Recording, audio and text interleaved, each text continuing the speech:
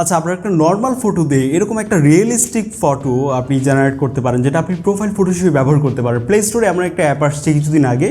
এটা কোনো paid video না, পার্সোনালি আমার কাছে অ্যাপটা অনেক ভালো লেগেছে, মনে হলো আপনাদেরও ভালো লাগবে। কারণ এর আগে আমরা যতগুলো এআই টুল নিয়ে কথা বলেছি, তো ওখানকার আউটপুট এতটা কিন্তু রিয়েলিস্টিক হয় না। বাট আমার কাছে যেটা মনে হলো যে এখানে আমরা যে ফটোটা জেনারেট করছি, এটাতে মানে আলাদা করে লাইট সেট করে দিচ্ছে, ঠিক আপনার যেরকম হেয়ার স্টাইল ওইভাবেই কিন্তু জেনারেট করে দিচ্ছে।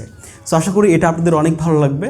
এবং এই ধরনের একটা প্রোফাইল ফটো আপনি চাইলে আপনার ফোনে রাখতে পারেন, বা আপনার ইনস্টাগ্রাম, ফেসবুক বা চ্যানেলে বা লিঙ্কডইনের প্রোফাইল হিসেবে ব্যবহার করতে পারেন। তো চলুন শুরু করি আমাদের আজকের ভিডিও।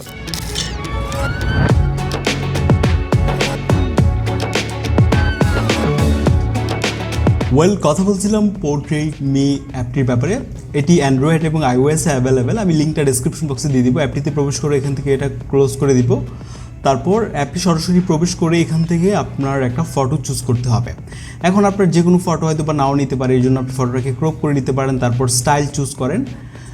এরপর আমরা কিছুক্ষণ ওয়েট করব। তো গ্যালারি থেকে আপনি যখন ফটো চুজ করবেন, সেখানে কোনো ফটো নাও নিতে পারে, সেজন্য আপনি মানে ছবিটাকে ক্রপ করে নিতে পারেন বা অন্য কোনো ফটো ট্রাই করতে পারেন। আমি দেখছিলাম এরকমটা হচ্ছিল, তাই আপনাদেরকে ব্যাপারটা জানিয়ে দিলাম।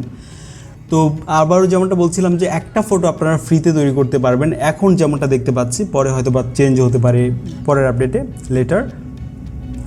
Hair is the final result. আমরা দেখতে পাচ্ছি একটা ম্যাসিভ চেঞ্জ আসছে। ঠিক হেয়ার স্টাইল একই আছে, চোখ বলেন, ঠোঁট সব কিন্তু একদম অ্যাকুরেট আছে। সো আশা করি আপনাদের অনেক ভালো লাগবে। আপনারা চাইলে ইজিলি আপনাদের ফটো দিয়ে এই ধরনের ইমেজ আপনি মেক করে নিতে পারেন। এই ছিল আর কি আজকের ভিডিও। আপনার যে কোনো মতামত বা যে কোনো কিছু কমেন্টে লিখে জানাতে পারেন। খুব শীঘ্রই আবার আপনাদের সাথে আমাদের কথা হবে পরবর্তী ভিডিওতে। As well as thanks for watching. This is Adnan signing out. I will catch you in the next video. আসসালামু আলাইকুম।